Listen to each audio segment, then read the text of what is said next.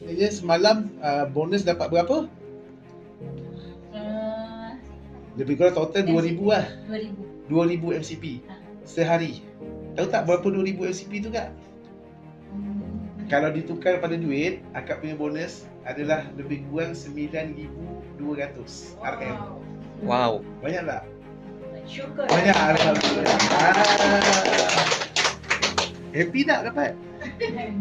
Kau tak nak bagi saya lah kalau 10 MCP tu? Tak boleh. Saya masukkan anak saya. Oh, dah daftarkan anak. Wah, pandai. Strategi.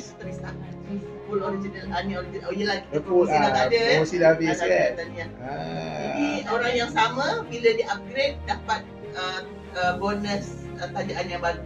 Ya. Tahniah. Happy tak masuk MMC? Ha? Tak tahu kata lah. Tak boleh cakap ha? Okey, baru sebulan seminggu dapat pendapatan hampir 10,000. Wah, luar biasa. Wow. Tahniah kepada akak. Apa tadi nama? Akak Siti Mariam. Okey.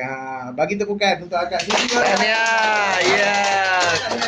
Semoga akan terus orang kata dapat cemerlang lagi dalam MMC, dapat bantu lebih ramai lagi kawan-kawan untuk sambung MMC. Semoga dapat jadi jutawan insya-Allah 2026. Amin, sampai alamin. Terima kasih. Terima kasih Kak Tahniah. Siapa lagi dapat pencapaian-pencapaian? Cakap je lah, Kul.